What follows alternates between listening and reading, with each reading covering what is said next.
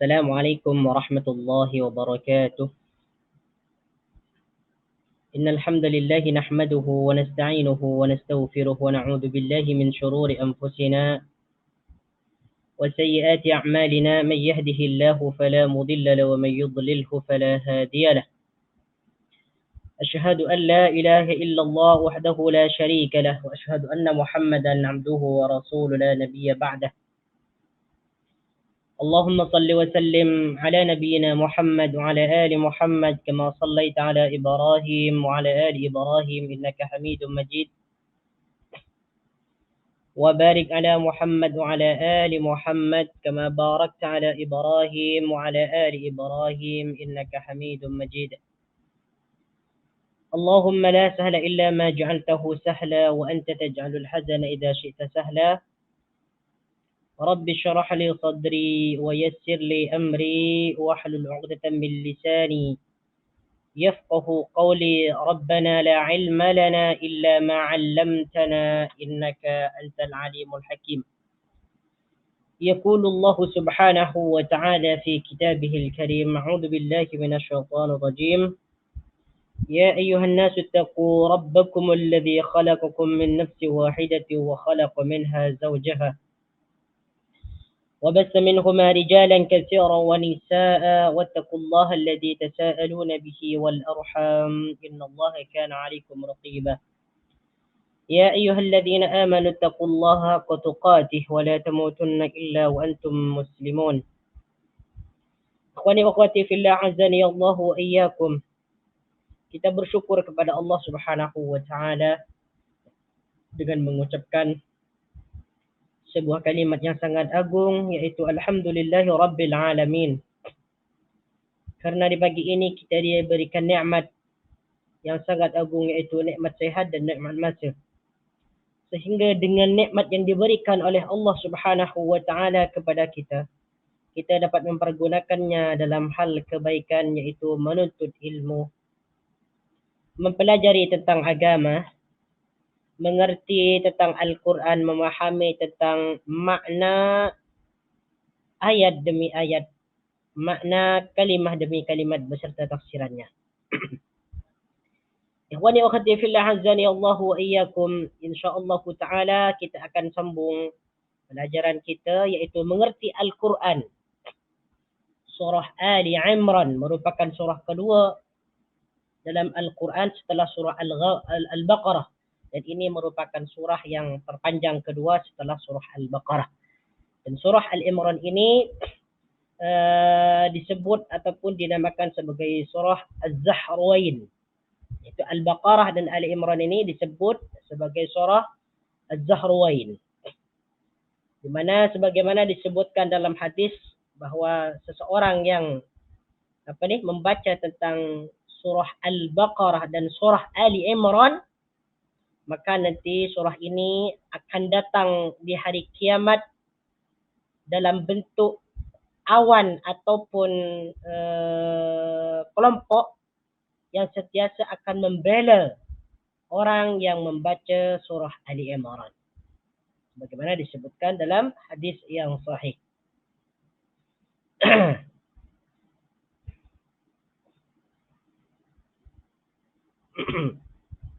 Baik. Bagi yang mempunyai buku, silakan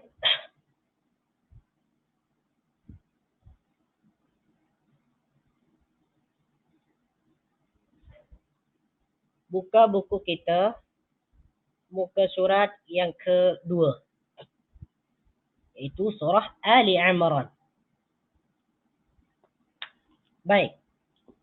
Disebut surah Ali Imran kerana pada surah ini dijelaskan tentang keutamaan keluarga Ali Imran, iaitu ada Imran, kemudian ada Maryam, kemudian ada Nabi Isa alaihi salam. Ya, makanya disebut surah Ali Imran karena dia menjelaskan tentang keluarga Ali Imran. Ya. Surah Ali Imran ini merupakan surah Madaniyah, yang diturunkan oleh Allah Subhanahu wa taala kepada baginda Nabi sallallahu alaihi wasallam setelah beliau hijrah ke Madinah. Dan surah Ali Imran ini terdiri daripada 200 ayat yang diawali dengan ayat huruf muqatta'ah alif lam mim. Sebelum ana jelaskan tentang ayat ini, saya bacakan dulu. Silakan antum boleh dengarkan. A'udzu billahi minasy syaithanir rajim. Bismillahirrahmanirrahim. Alif lam mim. الله لا إله إلا هو الحي القيوم نزل عليك الكتاب بالحق مصدقا لما بين يديه وأنزل التوراة والإنجيل من قبل هدى للناس وأنزل الفرقان إن الذين كفروا بآيات الله لهم عذاب شديد والله عزيز ذو انتقام إن الله لا يخفى عليه شيء في الأرض ولا في السماء والذي يصوركم في الأرحام كيف يشاء لا إله إلا هو العزيز الحكيم والذي أنزل عليك الكتاب منه آيات محكمات هن أم الكتاب منه آيات محكمات هن أم الكتاب وأخر متشابهات فأما الذين في قلوبهم زيغ فيتبعون ما تشابه منه ابتغاء الفتنة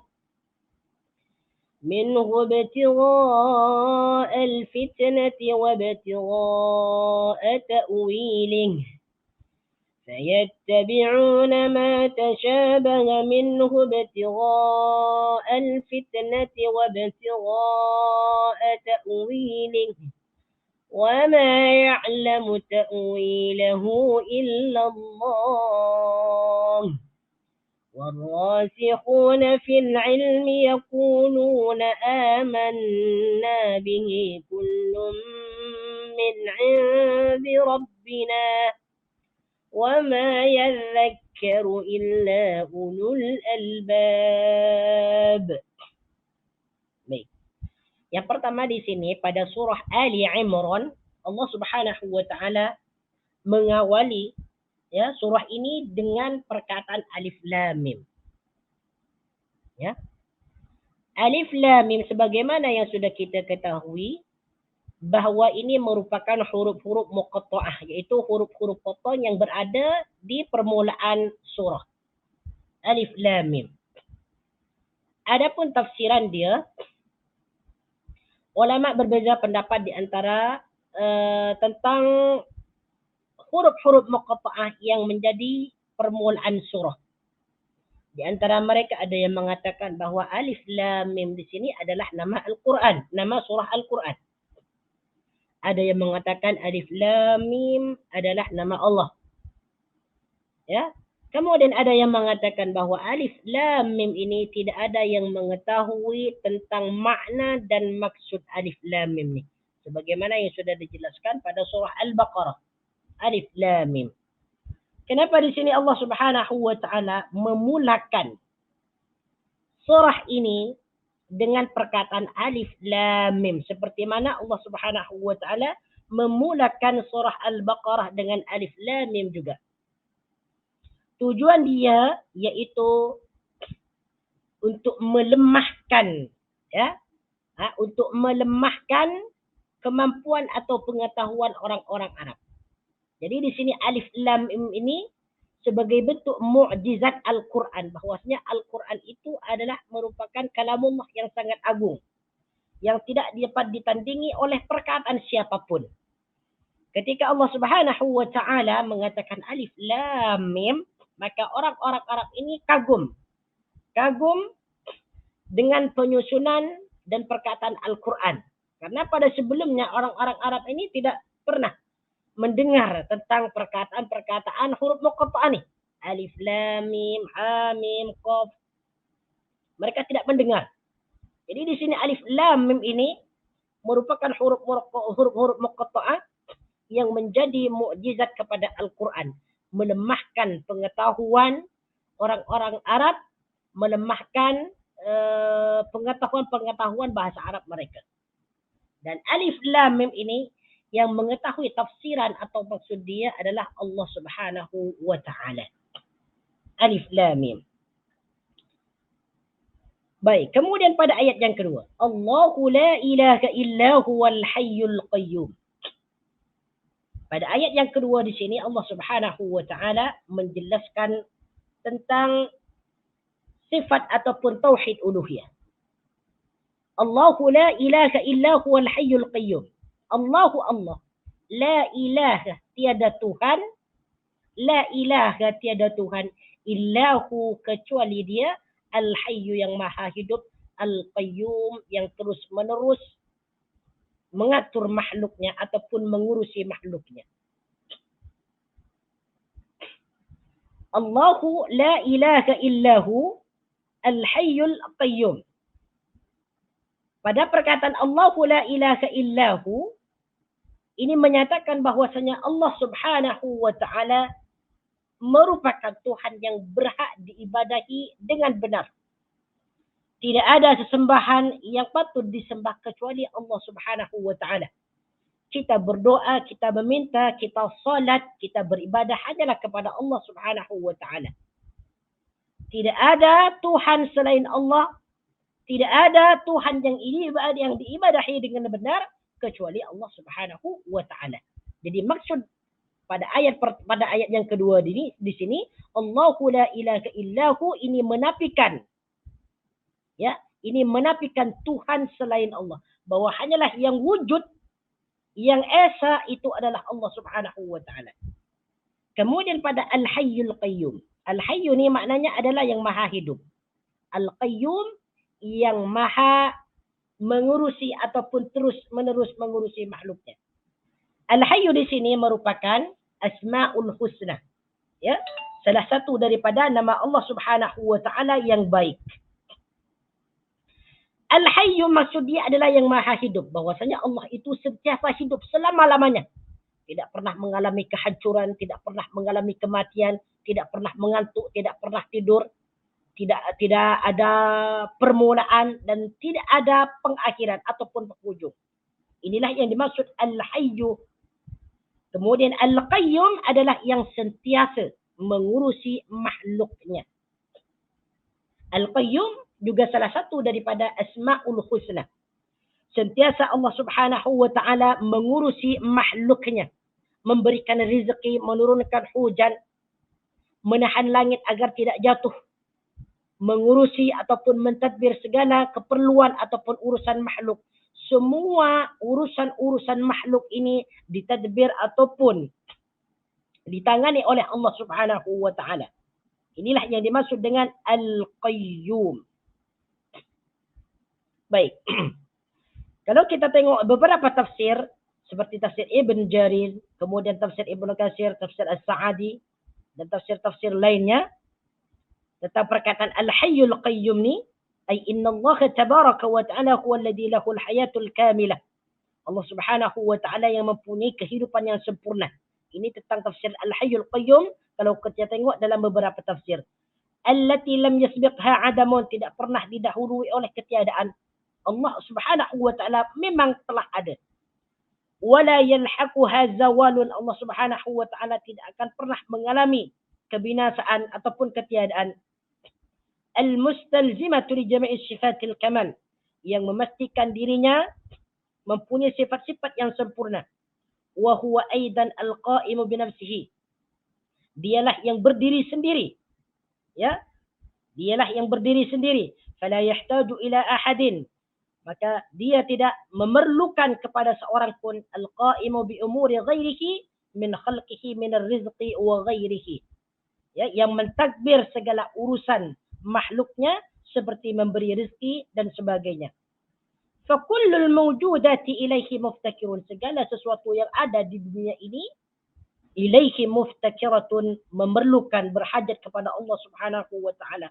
Seperti kita manusia memerlukan rezeki, memerlukan makanan, memerlukan penghidupan, kita semuanya berhajat kepada Allah Subhanahu wa taala. Kemudian pada ayat yang kedua, nazzala 'alaikal kitaba bil haqqi musaddiqan lima baina yadayhi wa anzala at-taurata wal injil.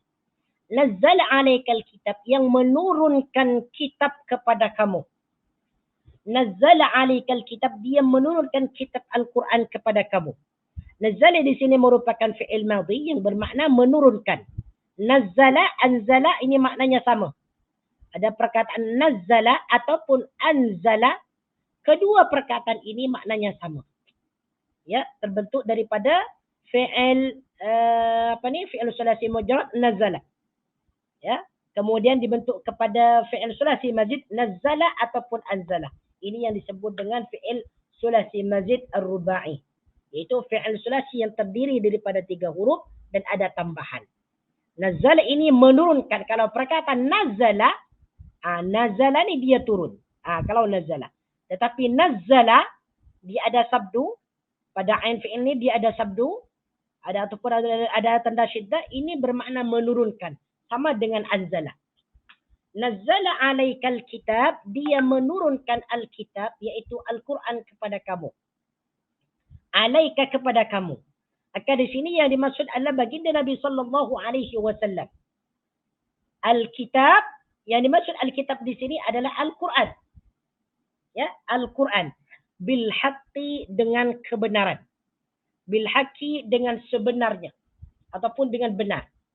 Nazzala 'alaikal kitaba bil haqq, dia yang menurunkan Al-Quran kepadamu dengan sebenar. Ya, bil haqqi, dengan benar ataupun dengan hak. Hak di sini makna dia adalah kebenaran. Al-haq di sini adalah kebenaran. Dalam bahasa Melayu perkataan hak ini juga disebutkan. Jadi perkataan hak dalam bahasa Melayu itu diserap daripada bahasa Arab al-haqqu, kebenaran ataupun yang hak. Jadi ini sudah jelas maksudnya. Bahwasanya Allah Subhanahu wa taala menurunkan Al-Quran kepada baginda Nabi sallallahu alaihi wasallam dengan benar. Apa yang ada di dalam Al-Quran itu adalah benar. Hukum-hukum ataupun penjelasan-penjelasan tentang ayat-ayat Al-Quran itu semuanya benar. Artinya apa? La raiba wa la syakka fihi. Tidak ada keraguan dan tidak ada syak di dalamnya. Semua yang terdapat dalam Al-Quran itu kebenaran. Musaddiqan lima baina yadayhi wa anzala at-taurata wal injil. Musaddiqan lima baina yadayhi, yang membenarkan kitab-kitab yang terdahulu ataupun sebelumnya. Musaddiqan, membenarkan. Perkataan musaddiqan di sini merupakan isim fa'il daripada perkataan saddaqa. Saddaqa, dia telah membenarkan. Yusaddiqu, fi'il mudhari' dia adalah yusaddiqu. Dia sedang ataupun akan membenarkan. Saddaqa yusaddiqu. Fahuwa musaddiqun. Musaddiqun ni adalah sigat isim fa'il, bentuk isim fa'il yang bermakna membenarkan. Apa yang membenarkan di sini? Yang membenarkan itu adalah Al-Quran. Al-Quran ini membenarkan apa? Lima baina yadayhi, yaitu kitab yang diturunkan sebelumnya ataupun terdahulu. Yaitu Al-Quran ini membenarkan kepada kitab-kitab yang diturunkan kepada para nabi yang terdahulu sebelum Al-Quran. Seperti Taurat, Injil, Zabur, dan sebagainya. Ini dibenarkan oleh Al-Quran tentang hukum-hukum yang ada di dalamnya dan sebagainya. Lima baina yadayhi. Jadi perkataan lima baina yadayhi di sini, makna dia adalah kitab-kitab yang diturunkan sebelumnya. Wa anzala Taurata wal Injil. Wa anzala Taurata, dan menurunkan kitab Taurat, wal Injil, dan kitab Injil. Wa anzala Taurata wal Injil, wa anzala. Ini kita terjumpa dengan perkataan anzala. Ini sama makna dia dengan nazzala. Ya. Anzala menurunkan, nazzala menurunkan. Jadi pada apa ni? Pada ayat yang ketiga di sini, Allah Subhanahu wa taala menurunkan Al-Quran Al-Kitab dengan menggunakan perkataan nazzala. Ya. Apabila menurunkan kitab Taurat wal Injil, Allah Subhanahu wa taala menggunakan perkataan anzala. Jadi perkataan anzala dengan nazzala ini sama makna dia. Wa anzala Taurat wa anzala, dan dia menurunkan. Jadi anzala ni adalah fi'il madhi yang bermakna lampau ataupun telah. Wa anzala, dan dia telah menurunkan at-Taurat, kitab Taurat, wal Injila, dan kitab Injil. At-Taurat diturunkan kepada Nabi Musa, wal Injil diturunkan kepada Nabi Isa.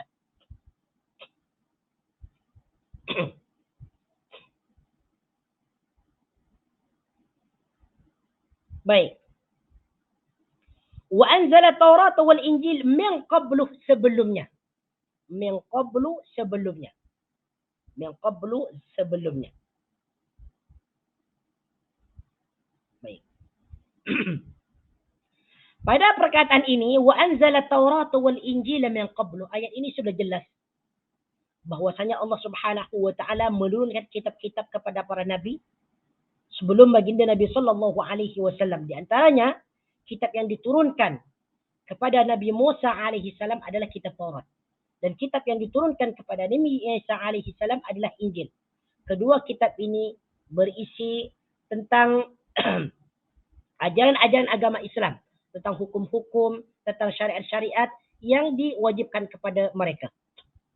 Min qablu, sebelum Al-Quran. Min qablu, sebelum Al-Quran. Hudan linnasi wa anzala al-furqan. Hudan linnasi, sebagai petunjuk linnasi. Hudan linnasi, sebagai petunjuk kepada manusia.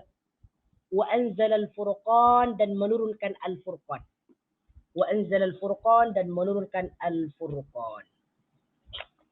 Baik.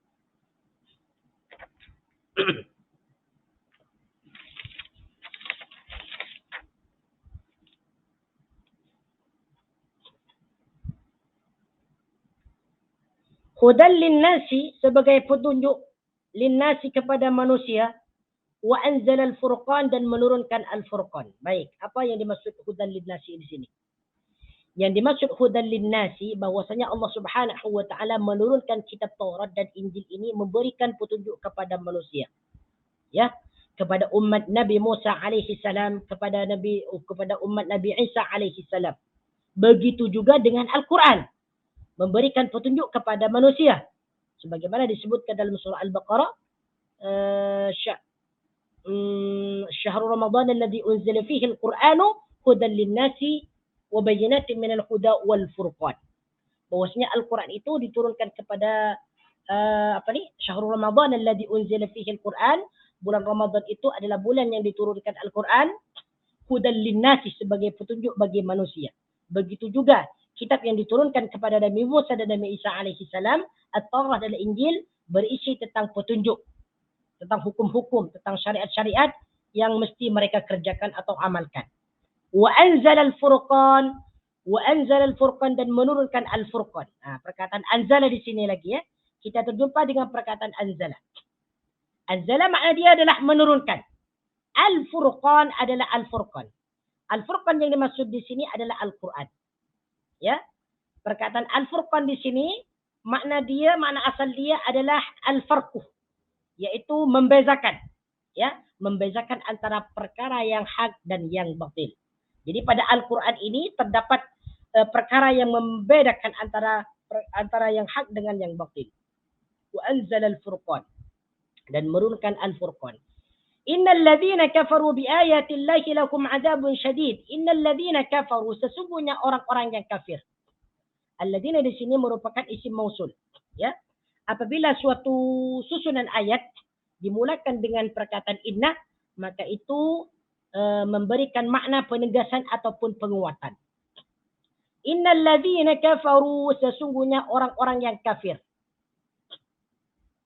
Ataupun orang-orang yang ingkar. Nah, di sini boleh diterjemahkan sebagai orang-orang yang kafir ataupun yang ingkar. Innal ladzina kafaru, sesungguhnya orang-orang yang ingkar bi ayatillahi, kepada ayat-ayat Allah, lakum adzabun syadid, maka bagi mereka azab yang sangat pedih. Innal ladzina kafaru bi ayatillah, sesungguhnya ya, orang-orang yang kafir ataupun yang ingkar terhadap ayat-ayat Allah, lakum adzabun syadid, akan memperoleh azab yang berat, ataupun bagi mereka azab yang berat. Baik. Bi ayatillah di sini, perkataan ayatillah makna dia adalah ayat-ayat Allah. Ini merupakan jamak kepada ayatun. Ayatun ayat, jamak dia adalah ayatun. Bi ayatillahi, kepada ayat-ayat Allah. Lahum, bagi mereka, ataupun mereka akan mendapatkan azabun azab, syadidun yang amat pedih. Syadidun yang amat pedih ataupun yang amat keras.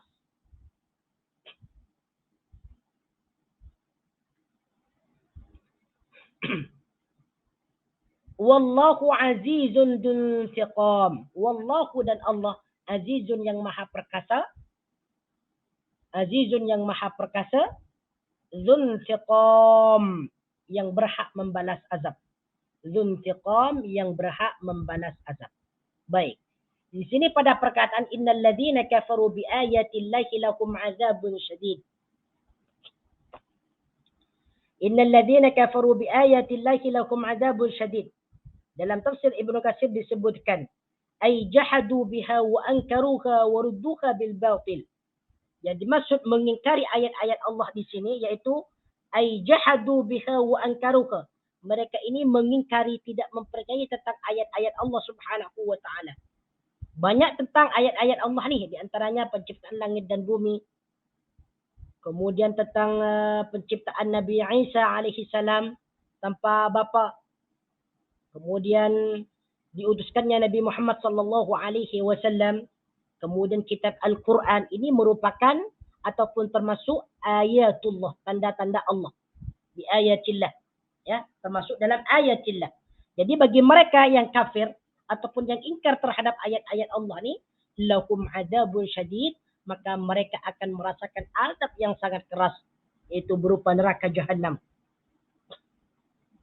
Yaumal qiyamati, yaitu di hari kiamat. Ya, di sini disebutkan dalam tafsir Ibnu Katsir, lahum adzabun syadid ay yaumal qiyamati. Mereka akan mendapatkan azab yang sangat pedih di hari kiamat. Wallahu azizun dzuntiqam. Wallahu, dan Allah, azizun yang maha perkasa. Ini azizun ini merupakan salah satu daripada asmaul husna. Ya, salah satu daripada asmaul husna yang bermakna perkasa. Perkasa ini yaitu tidak dapat dikalahkan. Ya, tidak dapat dikalahkan. Ay azizun fi sultanihi. La yamna'uhu mani'un mimman arada azabahu minkum. Yaitu perkasa dalam kerajaannya, dalam kekuasaannya. La yamna'uhu mani'un mimman arada azabahu minkum. Tidak ada seorang pun yang dapat mencegah sesiapa yang akan diazab olehnya. Wala yahulu bainahu wa bainahu ha'ilun. Wala yastati'u an yu'anidahu fihi ahadun. Tidak ada seorang pun yang dapat menentangnya. Wa annahu dzuntiqam mimman jahada hujajahu wa adillatahu wa khalafa rusulahu. dan dia yang berhak membalas setiap seseorang yang mengingkari ataupun yang keluar daripada jalannya dan menyelisihi para rasulnya. Kemudian pada ayat yang kelima, innallaha la yakhfa 'alaihi syai'un fil ardi wala fis sama'. Innallaha, sesungguhnya Allah, la yakhfa 'alaihi syai'un fil ardi wala fis sama'. Tidak ada sesuatu pun yang tersembunyi fil ardi wala fis sama', di bumi dan di langit. Innallaha la yakhfa, sesungguhnya Allah, innallaha la yakhfa 'alaihi syai'un fil ardi wala fis sama'. Sesungguhnya bagi Allah tidak ada sesuatu pun yang tersembunyi fil ardi wala fis sama', di bumi dan di langit. Baik, pada ayat yang kelima di sini, innallaha, sesungguhnya Allah. Perkataan Allah di sini dimulakan dengan inna. Ya, dimulakan dengan perkataan inna yang bermakna sesungguhnya. Inna di sini merupakan huruf taukid. Apabila huruf taukid masuk kepada perkataan isim, itu memberikan makna yang sangat tegas sekali, yang kuat.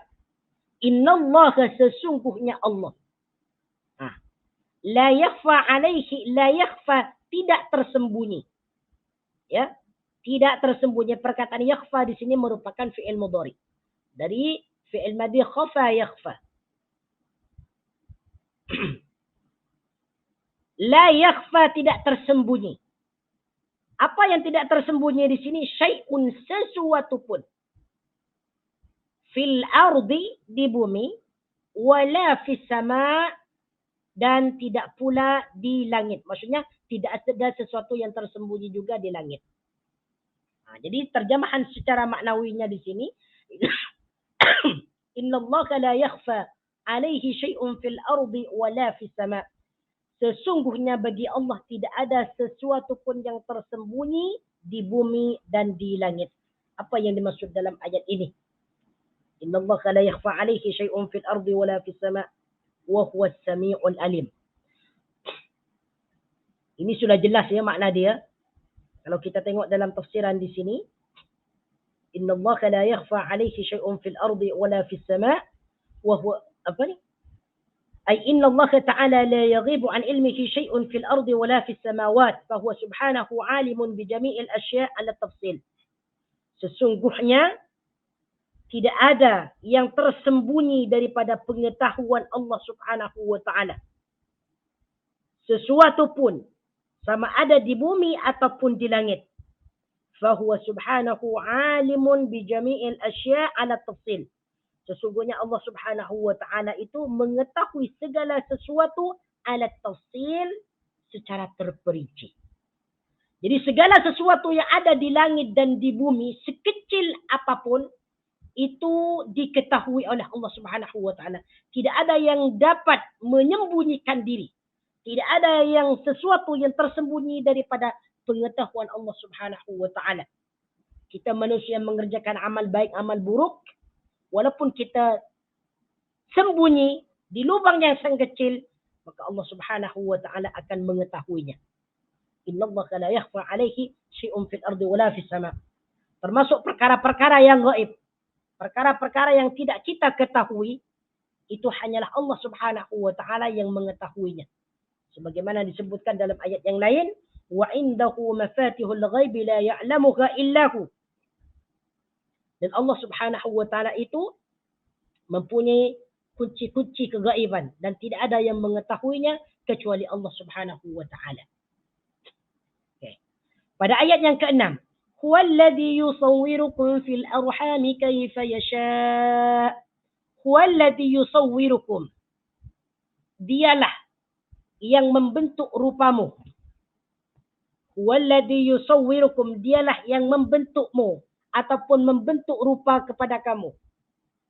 Baik, perkataan yusawwiru di sini merupakan fi'il mudhari yang bermakna membentuk rupa daripada fi'il madhi sawwara. Sawwara yusawwiru. Sawwara dia telah membentuk. Yusawwiru dia sedang ataupun akan membentuk. Huwallazi yusawwirukum dialah yang membentuk rupamu. Ataupun dialah yang membentukmu. Fil arhami. Di dalam rahim-rahim.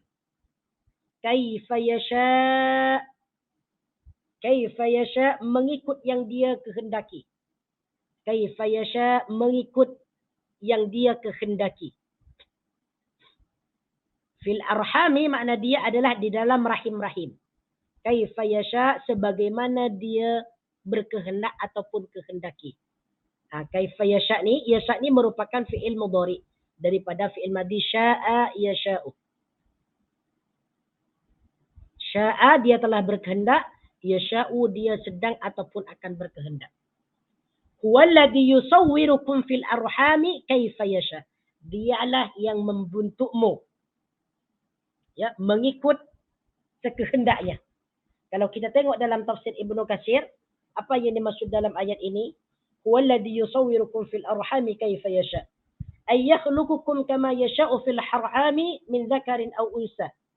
Yaitu dialah yang menciptakan kamu seperti mana dia berkehendak ataupun mengikut kehendak dia. Fil arhami min dzakarin aw unsa. Di dalam rahim min dzakarin aw unsa sama ada lelaki ataupun perempuan.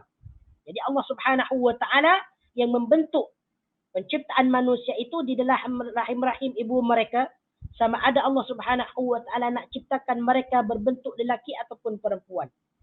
Wa hasanin wa qabihin, sama ada kita itu mau dibentuk baik ataupun buruk, cantik ataupun jelek. Wa syakiyin wa sa'idin, ya, wa syakiyin wa sa'idin, yang yang beruntung dan yang celaka, dan yang beruntung. Ini sesuai dengan kehendak Allah Subhanahu wa taala. Walladzi yusawwirukum fil arhami kaifa yasha. Jadi Allah Subhanahu wa taala yang berhak mencipta manusia dengan bentuk yang dikehendaki olehnya. Sama ada manusia itu mau diciptakan buruk ataupun jelek, sama ada dia mau diciptakan secara sempurna ataupun kurang. Ini kembali kepada kehendak Allah Subhanahu wa taala. La ilaha illa huwal azizul hakim. La ilaha illahu, tidak ada Tuhan yang berhak disembah kecuali Dia. Al-Azizu, yang maha perkasa. Al-Hakimu, yang maha bijaksana. La ilaha illa huwal azizul hakim. Tidak ada Tuhan yang berhak disembah selain Dia. Al-Aziz, yang maha perkasa. Al-Hakim, lagi maha bijaksana.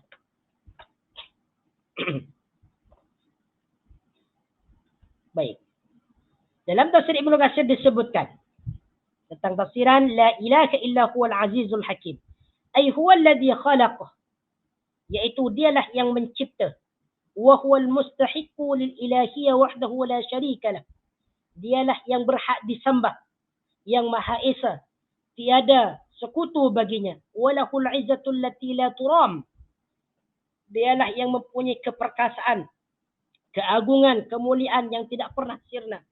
Wal hikmatu wal ahkam, dan mempunyai hikmah, kebijaksanaan, wal ahkam, dan putusan-putusan.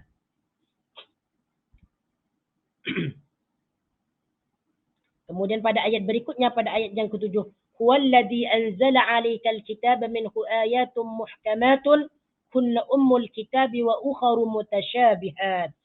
Ini berkaitan dengan ayat muhkam dan ayat mutasyabihat. Huwallazi anzala 'alaikal kitab. Kita terjumpa dengan perkataan anzala lagi ni.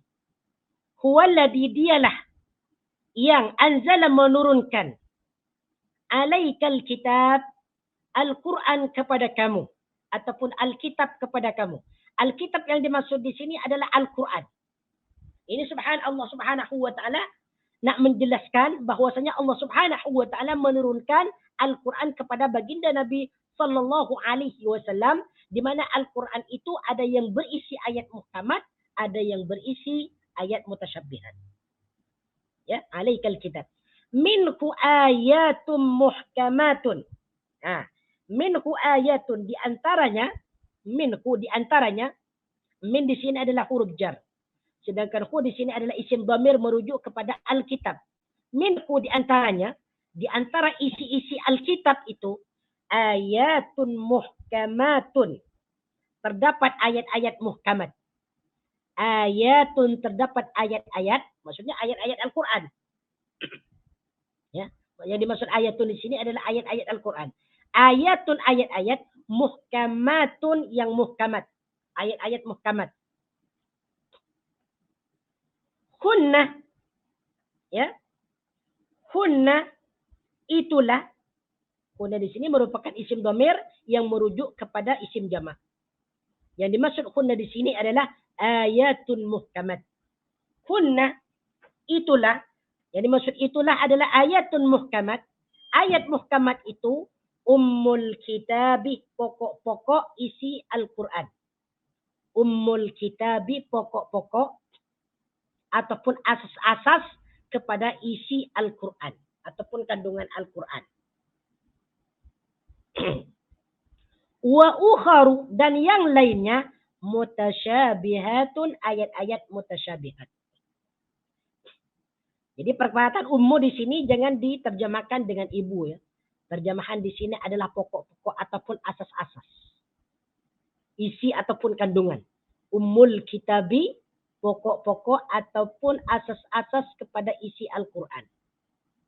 Wa ukharu mutasyabihat, wa ukharu, dan yang lainnya mutasyabihatun, ayat-ayat mutasyabihat.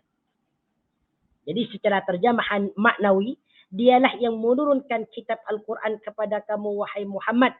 Di antaranya ada ayat-ayat muhkamat, dan itulah pokok-pokok ataupun isi Al-Quran. Wa ukharu mutasyabihat, dan yang lainnya adalah ayat-ayat mutasyabihat. Jadi mutasyabihat ini adalah, makna dia adalah ayat-ayat mutasyabihat. Apa yang dimaksud dengan ayat mutasyabihat akan dijelaskan nanti. Baik. Jadi di sini pada ayat yang ke-7 di sini Allah Subhanahu wa taala sudah jelas menurunkan Al-Quran kepada baginda Nabi sallallahu alaihi wasallam sebagai petunjuk bagi manusia. Di dalamnya ada ayat-ayat hukum, kemudian ada ayat-ayat mutasyabihat. Jadi isi Al-Quran itu ada dua. Ada ayat muhkamat, ada ayat mutasyabihat. Ya. Dalam Al-Quran itu yang berisi 30 juzuk, itu berisi 2 ayat. Yang terdiri daripada 2 ayat. Yang pertama ayat muhkamat, yang kedua adalah ayat mutasyabihat. Apa yang dimaksud dengan ayat muhkamat? Ayat muhkamat ini ayat-ayat yang sudah jelas tafsiran dia. Petunjuk dia, dalil dia, tafsiran maksudnya sudah jelas. Ya, sudah jelas. Dapat dipahami. Dapat dipahami dengan akal manusia. Itu yang dimaksud dengan ayat muhkamat. Seperti apa contohnya? Seperti ayat yang menjelaskan tentang langit dan bumi. Itu ayat muhkamat, jelas. Tidak mempunyai maksud lain. Seperti perintah solat, perintah zakat. Itu sudah jelas ayatnya. Itu disebut ayat muhkamat. Ya. Kemudian tentang bulan Ramadan, syahrul Ramadan alladzi unzila fihi al-Quran, bahwasanya bulan Ramadan itu adalah diturunkannya Al-Quran, itu disebut muhkamat. Kemudian apalagi tentang tolak, kemudian ayat wasiat dan sebagainya, ini disebut ayat muhkamat. Ayat yang sudah jelas hukum dia. Dapat dipahami. Ya. Jadi setiap kali dia membaca Al-Quran, dia terus paham dengan ayat-ayat tersebut, itu disebut dengan ayat muhkamat. Dan ayat-ayat muhkamat ini merupakan pokok isi Al-Quran. Kebanyakannya ataupun majoriti isi Al-Quran itu adalah ayat-ayat muhkamat. Nah, selain daripada ayat muhkamat adalah ayat mutasyabihat. Apa yang dimaksud ayat-ayat mutasyabihat nih? Yaitu ayat-ayat yang masih samar. Tidak jelas apa yang dimaksud ayat tersebut. Ya, mengandung multi tafsir, mengandung beberapa tafsiran, dan ayat-ayat mutasyabihat ini tidak diketahui kecuali Allah Subhanahu wa taala yang mengetahuinya dan orang-orang yang dalam ilmunya. Ini ayat-ayat mutasyabihat. Di antaranya contoh-contoh ayat mutasyabihat, ulama ini berbeza pendapat. Di antaranya contoh-contoh ayat mutasyabihat adalah awal surah seperti alif lam ra ha mim. Ini disebut ayat-ayat mutasyabihat. Sebab tidak ada orang yang mengetahui tentang tafsiran ayat-ayat ini. Awal-awal surah nih. So, huruf muqatta'ah nih. Ya, huruf-huruf muqatta'ah nih. Ini juga termasuk dalam ayat-ayat mutasyabihat. Di antaranya lagi ayat-ayat mutasyabihat, ayat yang berkaitan dengan sifat Allah. Seperti tangan, wajah.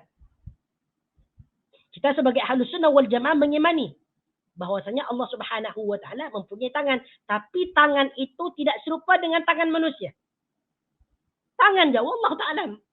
Macam mana tangan Allah? Kita hanya mengetahui tentang itu saja. Yadullahi wa qalatil yahudu yadullahi maululah. Seperti disebutkan dalam ayat yang lain, wa qalatil yahudu yadullahi maululah. Orang Yahudi berkata bahwasanya tangan Allah itu terbelenggu. Bal yadahu mabsutatan. Bukan begitu, tetapi tangan Allah itu terbuka. Mabsutatan. Kita mengimani bahwa Allah Subhanahu wa taala mempunyai tangan tetapi tidak serupa dengan makhluknya. Laisa kamitslihi syai'un fil ardi wala fis sama' wa huwas samiul 'alim. Kemudian lagi di antara ayat-ayat mutasyabihat. Orang-orang Nasrani ketika mendengar perkataan ataupun firman Allah, nahnu nuhyi wa numit. Sesungguhnya kami yang menghidupkan dan mematikan. Orang-orang Nasrani ini, ya, di dalam memahami perkataan nahnu nuhyi wa numit, kami yang menghidupkan, kami juga yang mematikan. Orang-orang Nasrani memahami ayat ini dengan tafsiran yang melenceng. Mereka berkeyakinan bahwasanya dalam perkataan nahnu nuhyi wa numit, Allah Subhanahu wa taala menggunakan dhamir jamak. Nahnu nuhyi wa numit. Kami yang menghidupkan dan yang mematikan. Berarti kata orang Nasrani, Allah itu di sini menggunakan dhamir jamak. Bermaksud Allah itu salisu salasa. Salisu salasa, yaitu Tuhan tiga serangkai. Salisu salasa. Tiga daripada yang tiga. Tuhan ayah, Tuhan ibu, Tuhan anak. Ini kata mereka. Kata orang-orang Nasrani. Sebab di sini pada perkataan nahnu nuhyi, di situ menggunakan isim dhamir nahnu yang merujuk ke yang bermaksud jamak. Bermakna kami. Berarti Allah itu bukan hanya satu. Nah, tetapi hal ini dibantah dengan ayat-ayat yang muhkamat, yaitu qul huwallahu ahad. Qul huwallahu ahad. Katakanlah huwallah, Allah itu ahadun yang maha esa. Banyak tentang ayat-ayat mutasyabihat nih. Jadi ayat-ayat mutasyabihat ini dia ayat yang masih samar, yang tidak jelas tafsiran dia. Sesungguhnya yang mengetahui tafsiran ayat mutasyabihat ini hanyalah Allah Subhanahu wa taala.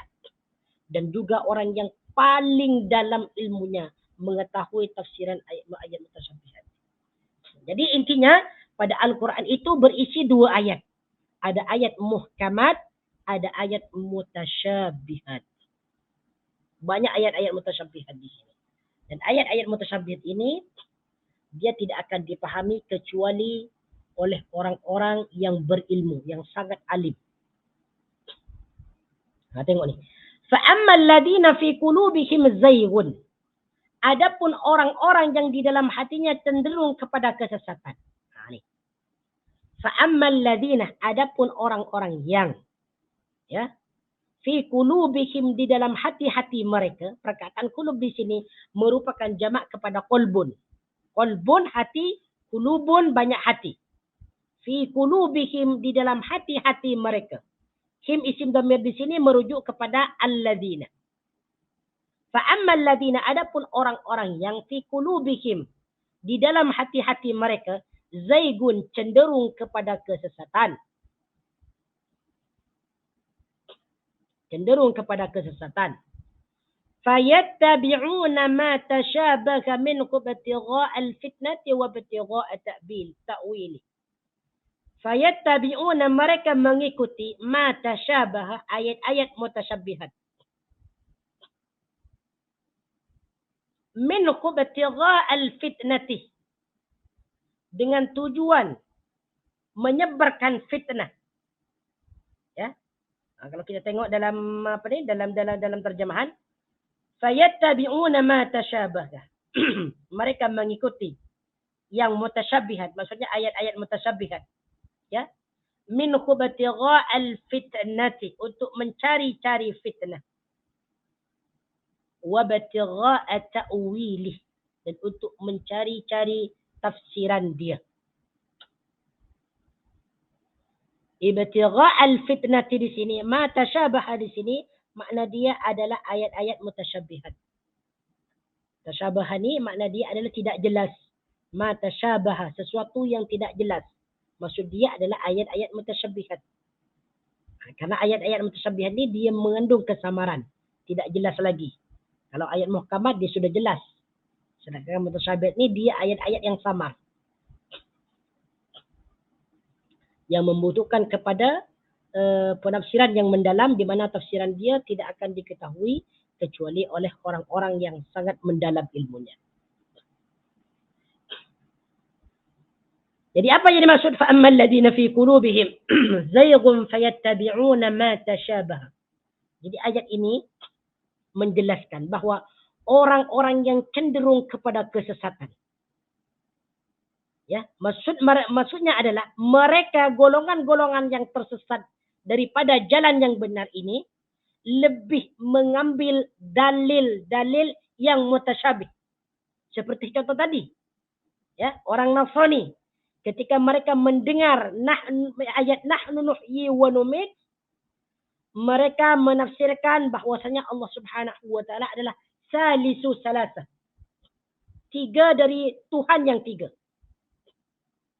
Salah satu daripada Tuhan yang tiga. Ya. Jadi mereka itu mengikuti penafsiran ayat-ayat mutasyabihat sesuai dengan kehendak mereka. Tujuan dia ibtigha'al fitnati, untuk menyebarkan fitnah. Untuk menyebarkan fitnah. Sehingga orang-orang ragu, ya. Sehingga orang-orang ragu itu terhadap Al-Qur'an. Wa ibtigha'a ta'wilih, dan mereka mencari takwilannya, mencari tafsiran dia sesuai dengan kehendak mereka. Ini orang-orang yang sesat. Kemudian wa ma ya'lamu ta'wilahu illallah. Wa ma ya'lamu ta'wilahu illallah, dan tidak ada yang tahu takwilan dia ataupun tafsiran dia illallah, kecuali Allah. Wa ma ya'lamu ta'wilahu illallah, dan tidak ada yang tahu takwilannya ataupun tafsirannya illallahu, kecuali Allah. Apa yang dimaksud dalam ayat ini? Perkataan ya'lamu di sini merupakan fi'il mudhari daripada fi'il madhi alima ya'lamu. Alima dia telah mengetahui, ya'lamu dia akan mengetahui. Apabila perkataan fi'il mudhari diawali oleh ma nafi, maka dia bermakna negatif. Wa ma ya'lamu, dan tidak ada yang tahu. Ta'wilahu, ta'wilannya. Ya, ta'wilahu, ta'wilannya. Maksudnya tafsiran ataupun kandungan ayat-ayat mutasyabihat itu. Illallahu, kecuali Allah. Illallahu, kecuali Allah. Jadi apa yang dimaksud dalam ayat ini? Ayat ini sudah jelas. Bahwa ayat-ayat mutasyabihat itu hanya diketahui oleh Allah Subhanahu wa ta'ala. Apabila kita membaca waqaf, wa ma ya'lamu ta'wilahu illallah, kita waqafkan di sini, ini bermaksud bahwa tafsiran ataupun takwilan ayat mutasyabih itu tidak ada yang mengetahui kecuali Allah Subhanahu wa ta'ala. Ya. Ada ulama, sebab pembacaan tentang wa ma ya'lamu ta'wilahu illallah ini ada dua macam. Ada yang berhenti di dalam perkataan Allah. Jadi ini pembacaan ini diwaqaf. Wa ma ya'lamu ta'wilahu illallah, dan tidak ada yang mengetahui takwilannya kecuali Allah. Ada yang membaca wasal, ya. Jadi dia ada yang membaca seperti ini. Wa ma ya'lamu ta'wilahu illallahu warrasikhuna fil ilm. Nah. Warrasikhuna, apa makna dia? Warrasikhuna, dan orang-orang yang mendalam fil ilmi, dalam ilmunya. Warrasikhuna fil ilmi. Nah, kalau dibaca wasal, wa ma ya'lamu ta'wilahu illallah warrasikhuna fil ilm, dan orang-orang yang sangat mendalam ilmunya. Ya. Dan orang-orang yang ilmunya mendalam ataupun yang mendalam ilmunya. Baik. Ar-rasikhun ini adalah orang-orang yang mendalam ilmunya, mendalami ilmu. Maksudnya ilmunya luas, alim, yang mengetahui mengetahui dengan mendalam tentang ilmu agama. Ini disebut warrasikhuna fil ilm. Dan orang-orang yang sangat mendalami dalam ilmu. Baik. Kalau dibaca waqaf tadi, sebagaimana disebutkan dalam beberapa tafsir, ya, kalau dibaca waqaf, wa ma ya'lamu ta'wilahu illallah, tidak ada yang mengetahui takwilannya, tafsiran ayat-ayat mutasyabih itu kecuali Allah. Kalau dibaca waqaf. Kalau dibaca wasal, wa ma ya'lamu ta'wilahu illallah warrasikhuna fil ilm, dan tidak ada yang mengetahui takwilannya kecuali Allah dan orang-orang yang mendalam dalam ilmunya. Berarti ayat mutasyabbihat itu boleh dipahami oleh orang-orang yang mendalam dalam ilmunya. Kalau ini dibaca wasal. Ya. Tetapi apabila dibaca waqaf, maka berarti ayat-ayat mutasyabihat itu hanya dipahami oleh Allah saja. Nah, tetapi apabila wa ma ya'lamu ta'wilahu illallahu warrasikhuna fil ilm, ini dibaca wasal, bermakna yang mengetahui tafsiran ayat mutasyabihat itu adalah Allah Subhanahu wa taala, dan juga orang-orang yang dalam orang-orang yang mempunyai ilmu yang mendalam, yang luas. Maka apabila dibaca wasal di sini, ar-rasikhun ini ataf kepada Allah. Warrasikhuna, dan orang-orang yang mendalam dalam ilmunya.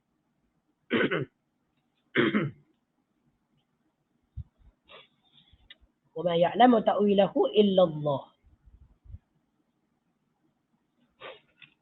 Baik.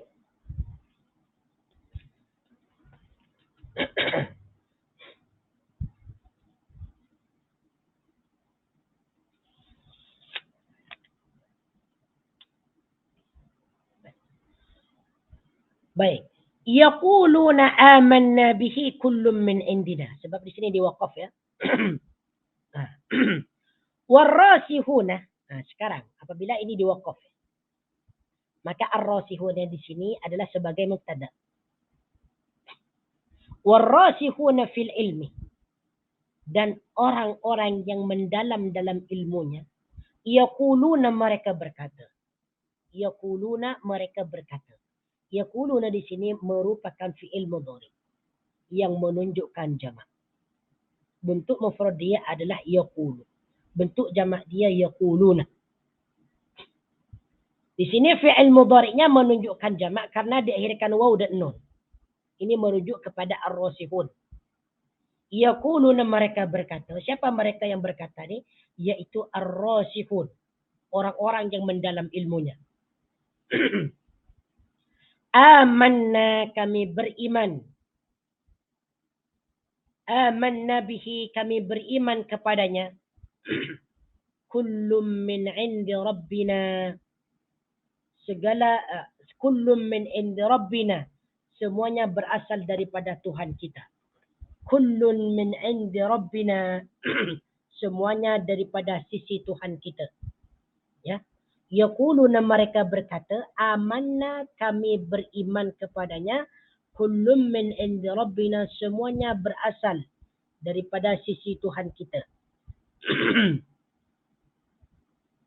Wa ma yadhakkaru illa ulul albab, tidak ada yang dapat mengambil pengajaran kecuali orang-orang yang berakal.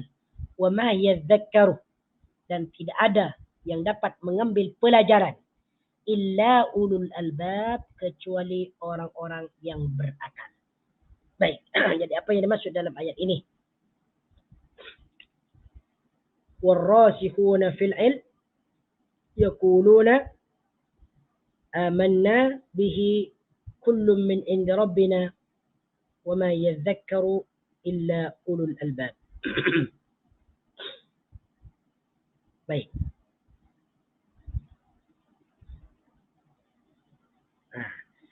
Jadi yang dimaksud dalam ayat ini, adapun orang-orang yang mendalam ilmunya, paham tentang ilmu syariah, paham tentang ilmu agama, mereka akan mempercayai tentang ayat-ayat muhkamat dan juga ayat-ayat mutasyabihat. Karena ayat-ayat muhkamat itu dan ayat-ayat mutasyabihat, keduanya datang daripada Allah Subhanahu wa ta'ala. Jadi ayat-ayat muhkamat yang terdapat dalam Al-Quran dan juga ayat-ayat mutasyabihat, itu keduanya datang daripada Allah Subhanahu wa ta'ala. Jadi kalau kita tengok dalam tafsir Ibn Jarir dan tafsir Ibn Katsir ni, ay kullun minal muhkam minal kitab wal mutasyabih min al-jami'u min 'indi rabbina awhahu ila nabiyhi sallallahu alaihi wasallam yusaddiqu kullun minhuma al-akhar wa yashhadu lahu.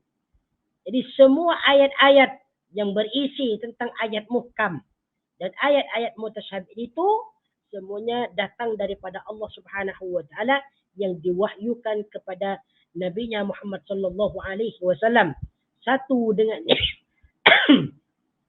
dengan yang lain ini saling membenarkan. Wa ma yadhakkaru ulul albab, dan tidak ada seorang pun yang wa ma yadhakkaru illa ulul albab, dan tidak ada yang mengambil pelajaran daripada ayat muhkamat dan ayat-ayat mutasyabih itu kecuali orang-orang yang berakal. Adapun orang-orang yang melenceng, ya, yang melenceng ataupun yang sesat, mereka lebih cenderung kepada ayat-ayat mutasyabihat. Seperti orang-orang Nasrani tadi, dia hanya mengambil ayat-ayat mutasyabihat. Mereka tafsirkan dengan kemahuan ataupun berdasarkan nafsu mereka sendiri. Sedangkan ayat-ayat muhkam mereka tolak. Adapun kita orang yang beriman, ya, kita sentiasa mengimani semua isi Al-Quran, sama ada ayat yang muhkam dan ayat yang mutasyabihat, semuanya kita beriman bahwasanya keduanya berasal daripada Allah Subhanahu wa ta'ala. Kemudian pada ayat berikutnya, ayat yang ke-8, Rabbana la tuzigh qulubana ba'da idh hadaitana wa hab lana min ladunka rahmah innaka antal wahhab. InsyaAllah ta'ala kita akan sambung pada minggu hadapan. Sebenarnya hari ini saya kurang begitu sihat suara saya. Jadi mungkin penjelasan saya ada yang kurang jelas. Ada tak seberapa elok, tak seberapa baik. Sebab kondisi tekak masih kurang sihat lah. Tapi tak apa, semoga ini bermanfaat buat kita semua. Apabila ada kesalahan dan kesilapan, itu datangnya daripada saya sendiri. Apabila ada kebenaran, itu datangnya daripada Allah Azza wa Jal. Kita tutup dengan kafaratul majlis. Subhanakallahumma wa bihamdika asyhadu an la ilaha illa anta astaghfiruka wa atubu ilaik.